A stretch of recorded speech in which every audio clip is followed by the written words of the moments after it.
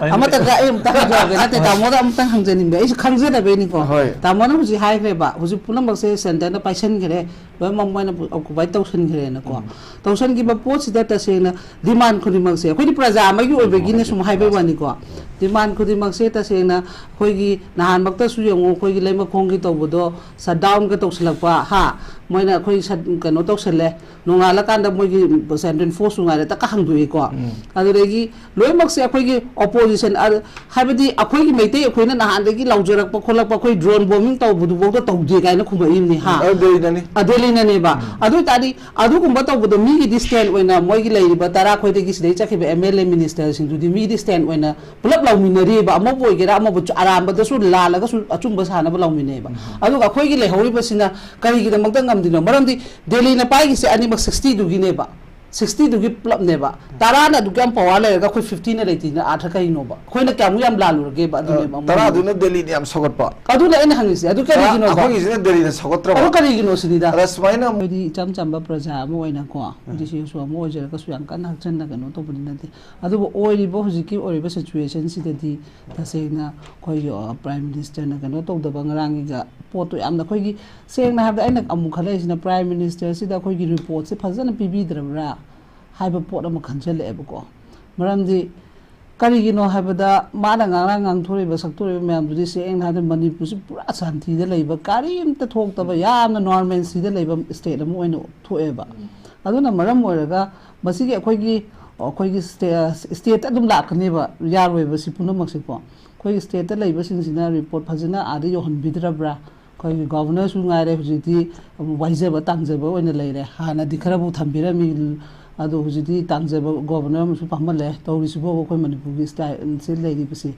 aduna miraj masina maram oiraga to bra haina su mu khali adubu mama leader ni phana sawning ba leiraga su phana waro ba leiraga su phana kano to ba report pirakera piro media da kai da loi mak ta ma thok panina mai leader amagi chap chaba du di any ai won da leader mo oraga ai gi da phatta ba yaw I phat ba yaw loi mak yaw ai ko yaw ga su leader du di leader ne ba mai gi to bom to pa thodang du di chap chana to ga ne ha ba pot tu ne ba wara pa pot tu gi di wa ba wai mai gi party da khoi that leader na winning boy che leader na bu parja da chau ya bro adu re in direct tu se adu na azara manipur parja da chau re na tra manipur government da chau re na is it reasonable adu justify to ya bro adu ya na the vote ka da mafum di hen jang da na tro adu na hai se adu gi pot tu ne kamai na kai do bai karam bra soi no have pot tu thikat pai gi mai ma thong ne ba adu na sida smai ne thok pa su ya de mai gi su yam adu ka khoi gi state ki su seng na mira sida sida khoi na mi da ngang ba ado akhoi gi pot sida ta se na ma na khut thing na de ba se seng na ha ba khoi gi state sarga gi ngasi bok da pi ri statement honorable CM amana ga ngang wangang sida masi yausal luraga di prime minister ai ga se pura lekha ta ni ka na dolom da khandu bra su khangdre ba maram de khoi honorable CM su ngai chong da na ngang le ba na mu khoi gi kaino da kari ninthau khong da khoi singyan chan pa si ba kan du na mu ta mu ban statement on pire si gi smai na praja ka toksal aga di ai su kaino to ani ka na khare ko lan yaw ra ha ba le te so ai thol ani ga hare are na ha mu governor gi kaino to bu du na mu CM amana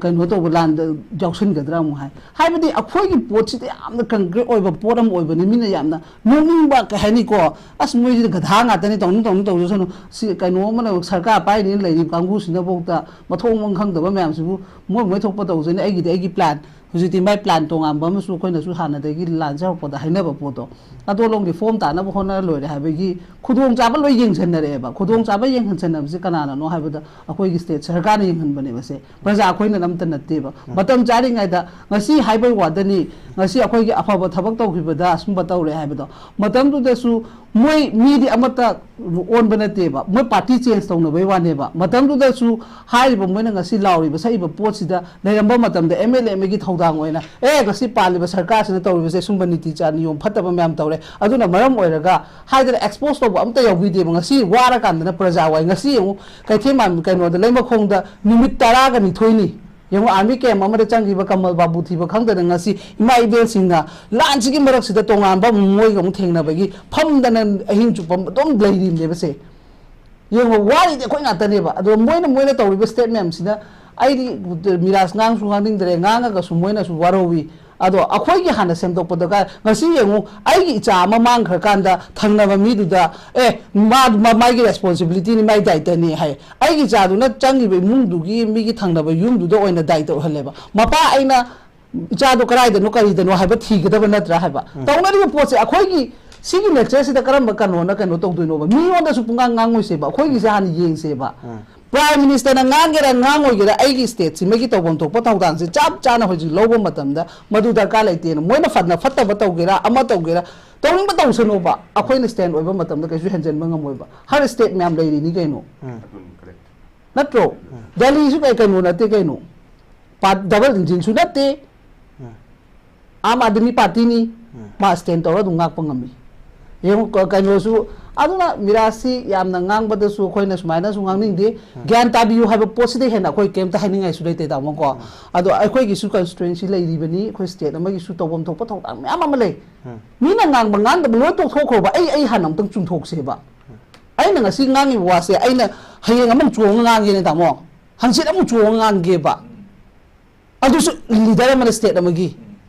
मधु याम reasonable ओइदेबा आइगी चादुना मी मेम द चखरे मी मेम द चखिबा पोतो मी मेम चंखरे थी खंगरे हारे थी खंगरिबा पोतो दा माना चंजलगा ए थी गदमी तगदमी हारे न युम चंगिनी नोगी दाइतनी हाया ब्राबा तामो सि खनबियो बो खतंगसु अखोय प्रजा के याम सिनुसिदे अखोय फमी बसाका अखोय गी हान तौसेबा मी सेंटर लामजन गिरोय सेबा गोय अखोय स्टेट से हान ज्ञान ता हान गिसेबा लेइबा प्रजा मैम से ज्ञान ता हान गिसेबा पहलो बे यंग असि यंग सावना दना खा तब मतम दि प्रजा सु अनि थोक्सले यंग अखोय की केंद्र की एमएलए दि फै अखोय अदु तब है फै कसु काइदि तब अदु कसु केंद्र में की एमएलए ओइ लेरे जुगी सिचुएशन मैकै मेरी लान जा दिबा खोइबम अखोय तोथोखो प्रजा अखोय मैकै मेरी लान तोथोखो मी मंग मीडिया दा बि कैजि फम्मी ब सरकारी द फम्मी ब मोइबु मैकै मेरी लाला चपंग मब्राबा सेमै लान बंग खलब्राबा अदुने खल्लो बसी से सिगी मुसे हाना अंग खोइ तौसे डिस्कशन तौ तारसु सेंटर ये मी द हें थंदर कनी दुम मिस्टे सरकार हम लेदुदी लोगी बीएन न म फमी दुदी लोगी खेमचार न फमी दुदी न लिस्ट में तो पाथर पम मतम खोइ कनादा न हाइरु दुइसे अखोइ के हन स्टेन होन सेबा ngasi यंगो लीडर सिनगे दम नि लाव पगुम्बा एमएलए कै गरासना याम ड्रामा से अखोइ नो ओइना साना लेरेबा दु नियोन ngang गनो खोइ gi ओइना हाना हाइना सेबा ड्रामा दे खोइ इचे अदुदि स्टेट गवर्नमेंट दगी हबा तारे चेना मणिपुर चीफ मिनिस्टर करी एक्सपेक्ट तौवे करी तौहनिंगे हौजिक लेरि फिल्म हौजिक से को अखोइ की काई मागी चोय थोंगरिबा पोट चुंजेनबा म होनबा माइ मथौदागनि माना ngamdaba पोस्ट हाइबदि मान चीफ मिनिस्टर जो होम दो अमदा सिना थोकलोरे मतंग खरा गिदि एडजस्टमेंट तौनरगा यानब सिनबा लंबी प्रजा कन बहाबसे अखोइ थौदागनि खन आइना ngasi आइगी मति चाद्रगदि आइगी को कन्वेन अदुना अदुम फमल्ले बखोय आइगी महतो नंग सिलगा अदुम तौ हाइरिबा सि सिंदो पक ए गाइगे सिनि दाइना हाबदि आइना लोय तौदे यादि हाइबा लेतिबा कॉलिक ने बले दिसे कॉलिक टू गी रेस्पोंसिबिलिटी तो पी देदी एस अदुदी तौनिंग तौगसनो अखोइ सु दुम दुमाय तौरगे ने लेनरे मोइदी करी नो चे मपुंग ओइना ने इचे हौजुजिक लेरिबा पर्टिनेंट ओइना हौजुजिक मतंग सिदा तौहनिंगी जे करी तौ चीफ मिनिस्टर ना करी तौबबु मिरास योंग ngasi अखोइगी हेक था त्रामपन चंगबा पोसिदा ngasi सेंटर से अखोइना थागतपा लोइदिन लोइबा नाइदी अदुगा लोइबा नाइदबा पोसिदा ngasi अखोइरोमदा ओनजलागा योंग कापथरे पोना मोइना कापथरे हा थंबना अखोइगी स्टेशन सिंग तरुक थमजले आर्म स्पेशल पावर इमा सिंगना वाना सहिदा मदुदा लौथोकनबो होनबदे कयामना मिमांग थोखिगे हाबदी ngasi निंजंगा को रेस्पेक्ट पुदि तवी अदुरगसु थमोइदेगी नोइतबा बपोए याम वाना होनजगिबो पोत अखोइ कैसु मरा लेतबा कोइ ngasi थमजनबा ngamaini अदुगुंबगा दु मै डिफेंस तौदना कइने हे हाइ तौरिसि या पोते पालुमा हबकिना लाउगिबदो ngasi kanana kai dongam ge adudi loi tokthokro minister ani na ngasi bauta leiba terrorist sindugi supporting da moina backing de lepaga center taina leiba kangu sida moi kai dobong am ge ba thoiba thodok se moina ngata thon ba natra ba so gumba mam se steps lokhat lo buji su ta mo chap chabi hemalaya yadre haraga ko ma leader of the house ne ba adoi na tresu cabinet mo tara du su ani to tokthokro su famina wo ba khanabiyo ba dumaina adugumba de amta tawdre ba मा हाय आई कई माइ पुबो चतुइनो हाइबगुम CM अमना prime minister उनबदा मोन ngang थोइबा ma'am दुना नत्रो खोइ प्रजा न खोइ राउन रग खोइ चौन रे म्याम से अदे खरा मना चलगा मु प्रिम मिनिस्टर सिन बियु हाइबगुम आ हाइबगा लीडर मति चादरे मोन अदुम मोइना थोपम तो प्रबा मेडिया थोकदब से मोइरा खोइरा बा प्रेशर खोइसने ओइना हाइरगा मोन अचुम रेस्पोंसिबिलिटी लौपम थोक्त्रा हाइबनिदा सीएम मा सुंगारे बा कौशन बंगम होनागदमने लीडर दी लीडर ओइबियो हाइजे को दुनेबा ए तोंबना न कई नुंगाई तबनो चावना न कई नुंगाई तबनो अदुदि कई दौसिगे ताना मिनबा म दरकार ओए बो सिकी सिचुएशन सिदा ए आइना याददि यादरे हाइबदु यारोय बतामो पालिंगा द हिंग द बो नोंजो हाइबा म लेदुदि हुजि कई नो बखोय लेबि फिबन से अदुगुंबदु खरच येलगा तौमिनो हाइबनेबा लौबो याय तामो फम एबाई मा मंत्री मंडल एमएलए मिनिस्टर ओइदरगदि प्रजा लेबाक सिगी कायगदब तौगदबदा थौदांग अमता यादे यादे हाइबलेति सोन तामो ओजा फंबिरि सोनदसु फंबि अखोय तौथोखरो सोम म्यामस कौदन खोदन एडवाइस तौदन लौनादना कमाय तौर कंसिगे हाइबि खनब मतम यौरे हाइबा हुजिति कई सेंटर कई तो बिरी के हुजि आर्मी त मांगी बहुजि कमल बाबू था मिटाइन थोय बाबू आर्मी के मनुंग दनि दुसु रेस्पॉन्स यंगो मोय पिरेब रेस्पॉन्सिंग से सिदा खोन मोय कंखलक सुम तमगिदरा हाइबनिदा अखोय gi su thongna ama lawtho ose habne hujiति okay अखोय सु थौना ama lawtho se che amuk ai sang I sum panjage ko not as a question but as my opinion che leader haiba mu leine ba अखोय je we have differences of opinion miyam je by अखोय ki state of nature अखोय mioi ba je poklok pagal loina ma khenai ba अखोय ki aning ba pam ba khenai अखोय community अखोय ki religion diversity lei ba अखोय ki aning ba pam ba loi khena ba mayam je punna kamai hingminari no haira gadi अखोय the collective decision making mechanism ma lei अखोय खेना ba mayam ki apun ba decision lo de prime minister du ne prime minister du na lo ba decision je माने लोग decision से ना cookie दसु impact तो बंगा में मैते दसु impact तो बंगा में पांगन दसु में नगा दसु में हाउसिंग ले इराक से रिजॉल्व तो गया है गदी प्राइम मिनिस्टर ना फंडादर पनते बता लेस प्राइम मिनिस्टर ने लंबी से मनते बता लेस प्राइम मिनिस्टर ने डिसीजन लोगने बता लेस इसे मणिपुर से सिगी से अहोंग बम पुरके है गदी प्राइम मिनिस्टर ने डिसीजन लो बंगा में अदुगी डिसीजन से प्राइम मिनिस्टर ने नो मद चा मनते लिसिंग में लो बंगा में माना डिसीजन में लौद बसना मरम ओरगा मी सिएबा माना डिसीजन में लौद बसना मरम ओरगा द युम कया मै चाएबा माना डिसीजन लौद बसना मरम ओरगा द कमल बापू गुम मी से नुक्ति की मांगीबा सिनेबा डिसीजन लौबदुनेबा प्राइम मिनिस्टर की मथौजे प्राइम मिनिस्टर ने डिसीजन दु लौर कांदनेबा कुकी के मैते वरी सानबा यादोइसे प्राइम मिनिस्टर ने डिसीजन लौरबा मतंदनेबा अखोगी इंडिया के सिक्योरिटी फोर्सेस में हमदन मथौ तोबदोइसे प्राइम मिनिस्टर डिसीजन लौरबा मतंदनेबा मणिपुर से शांति थमदोइसे सिगिनेबा प्राइम मिनिस्टर से ग्रिल तो चंगिसे प्राइम मिनिस्टर अखोने क्वेश्चन तो चंगिसे मणिपुर की चीफ मिनिस्टर ने डिसीजन में लौबसे सिगिसने मणिपुर की कम्युनिटी पुनम इंपैक्ट तौनेबा इफेक्ट तौनेबा तबुतबु प्राइम मिनिस्टर ने डिसीजन में लौबसे सिगिसनेदि इंडिया पुनम से इंपैक्ट तौदोइनेबे अदुना प्राइम मिनिस्टर अखोने क्वेश्चन तो चंगी प्राइम मिनिस्टर अखोने ग्रिल तो चंगी सि मागी रेस्पोंसिबिलिटी नि सिनि चैना हम हाइनिंगिस अखोगी हाइन लाइ अमख पाइसर साराजेंद्र खेती ने इबा मागी रिपब्लिक ऑफ द डस्ट अना अदुदा इंडिया की डिप्लोमेट्स अमगी स्टेटमेंट माना कोट तवे इंडिया से is the best in taking decision not to take decision as a decision leader amagi magi mathau je decision lobudune ba prime minister hoje ekoi manipur da daka le ja prime minister ne decision lobi budune ba adu manipur irang che resolve to bi budune ba ise ai che da mulak sake prime minister je manipur da la ena khale je be che ko prime minister la ga cookie ki ni myam jo wari chana jerson ekoi ki maitai ki myam jo wari chana jerson असो अपन लेरिबा असि ना यावग्रिबा इमुंग मनुंग मयाम गजि उनरगा वरि साना इन खलजे बचे अदुगी meaning जे as a public देरो मोइनि से कमाइना अदुगी वहन थोक्सि उगनि ना हुजिकि अहम बगी प्राइम मिनिस्टर न लोय म रेस्पोंस लौबम थोय हाबदु चुम्मेबा दुसु को अदु चुमदे हाबने दुगा तसेंगना अखोयगी हुजिक ओइरिबा सिचुएशन हाबदि हुजिक मेथड तेगी ओइरिबा पोसे अखोयगी लेरिबा मणिपुर सिना करम फिरेप नि हाइना अखोयगी हाना स्टेट सरकार ना लौरगेबा अदुम तंगसोय नम हंगनिबा स्टेट सरकार ना थोइबा लान से करिनी हाइबगी माइगी चप चाबा स्टेट एजेंडा कै लौगेबा स्टेट गवर्नमेंट ना हाइरे मसे लान से एक्सटर्नल अदगी देन नार्को टेररिज्म की ओबे एलिमेंट्स इन यावे सिनी स्टेट गवर्नमेंट हाइरिसिना एक्सटर्नल फोर्सेस में यावे अदुगा पार्लियामेंट हाइ नते अखोयगी असेंबली द ऑनरेबल सीएम ना कै म हाइगेबा थोइबा थौदोक से एसटी करी हाइगेबा हो ए अदुम बम याम लेबनिना अखोयगी स्टैंड डिसीजन लेतिबा मिराज अखोयगी स्टैंड डिसीजन दुम पीबा म मथौ तायबा अखोय जो स्टेट की कॉन्स्टिट्यूएंसी में अखोय की स्टेट न पाइजबा याबा पोट अमदि लेजरी दना को अदुकी चप चाब अखोय न ngasi बौत करी लोबो ngमगे स्टेट सरकार सिना अदुकी पोट तो पॉइंट तो थांगला कांद प्राइम मिनिस्टर खोंग थांगजलक तुइनेबा तामो अन हाइजे लालगसु लाले हाइबियो तामो आइदि सुम अखोइदि खनाबनि को अखोइसु खनाब नते अदुगुम्बो मैम दो अखोइगि तवम थोप चप चाबा कइनोसिम थमदेबको थमदबदुना मरम ओइरगा ngasi से अदुम चनैनरगा लास्ट दि प्रजादा सुम मांगमक फिबम ओरकपदुना अखोइ सौरकपै वानेबा अखोइना ngasi स्टैंड दो अखोइ 10 दो 10 गिदि मो हाइरा लेग्रे हाइरा लेबदु लै पोक्थोक तोक्थोक होजि मु करि हाइरके दा लेमौरिबा जगा दुसु आर्म स्पेशल पावर एक थमगदबनि मैं हूँ तौर डिमांड से बाय सेपरेट तौथोक्रे यूनियन टेरिटरी तौथोक्रे मोइगी चोंग चोंग चप्प दुमाइना अखोइसु चोंग चोंग सुम चत्तुइ लेदिदोरिब्राबा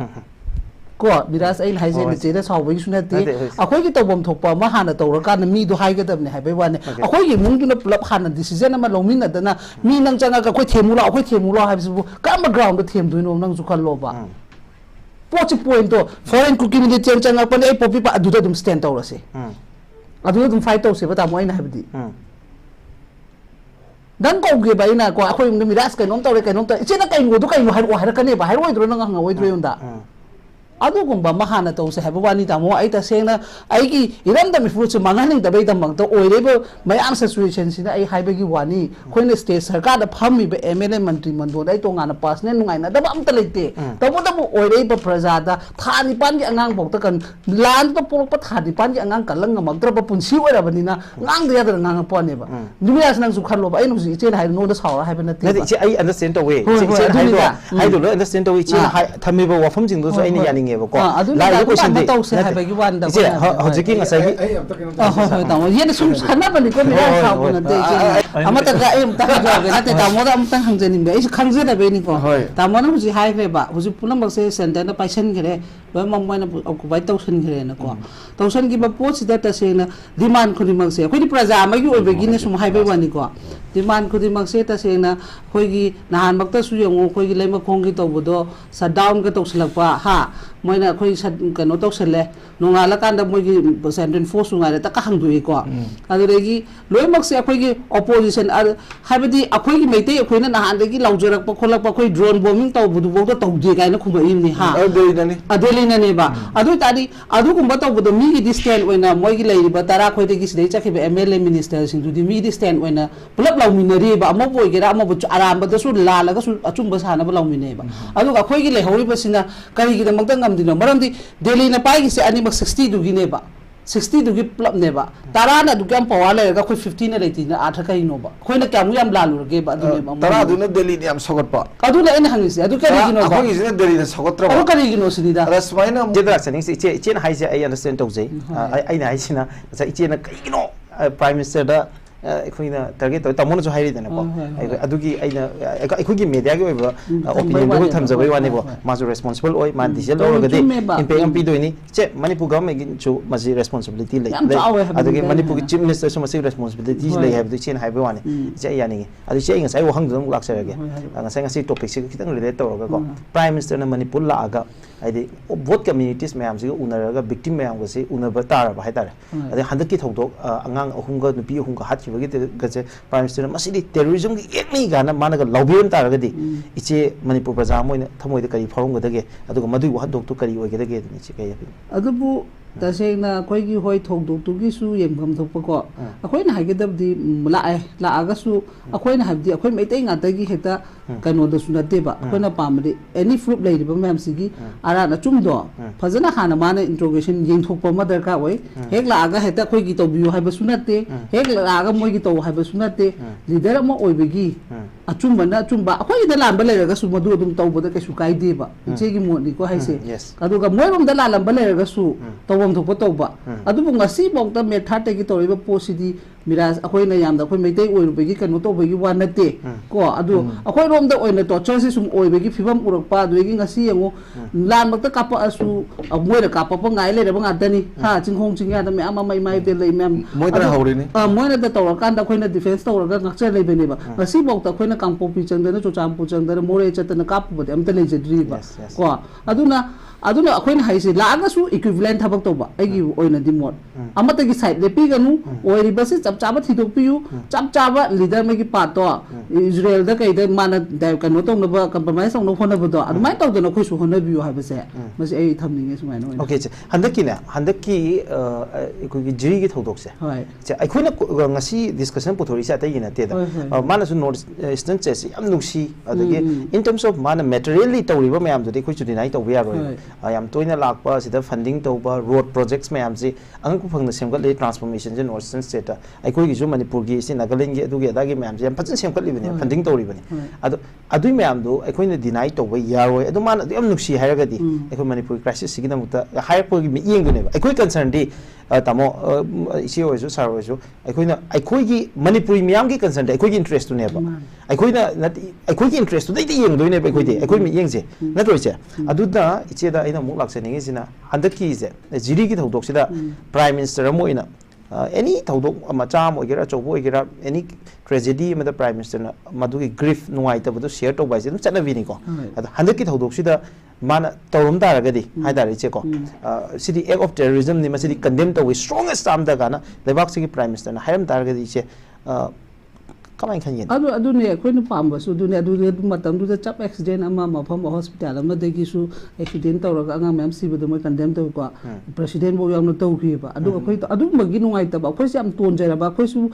मणिपुर हाइबा अखोइ मैतै सिबु अखोइ इंडिया की पार्टगा चंद्रबा अखोइ प्रजा सिबु अखोइ इंडिया की प्रजा नत्रबा कायन अखोइ इमोशनल ओरगा मुमु कप्तना खोतना नुंगाइतना हाइसे मदु फत्तेबको अदुदि मिराज अदो मागी लेरेको अदुगा अखोइ ngasi लेंगा पाइबिरिबा अखोइगी मानसु कंडेम तौतबगी अखोइ थमोइदे सो लेरि अदुगा अखोइगी लेहुजु अखोइगी इरमदमदे लेरिबको मोइगी निफु यांखै मोइनसु कंडेम तौबिदेबा ai सेंग तौबिदे दुम हाइनि लोथोगा मतमदुदा अखोइगी मोदीना तसेना पार्लियामेंट की ममांगदा माना कनो तौरगा अखोइ फी थोंदबगी अनी खक लाउथोखिबददी अखोइगी स्टेट ता लेरिबा एमएलए मंत्री मैम से थर निकै बाइ नुपीबा पुथो फमना हलेबदरना तामो इन हाइजैसे मीना तौदे हाइदना सु अखोइ पालिबा सरकार सिनदी तौबा याइदना खितन रेस्पोंसिबिलिटी एगी प्रजानी को एगी मीना तौदे हारगा ए मा मीना आयोंदा कनो तौबिदरे हाइदना एगी मुंगी थौदोकदुबो ए पांगथोकतना तोकद्रुने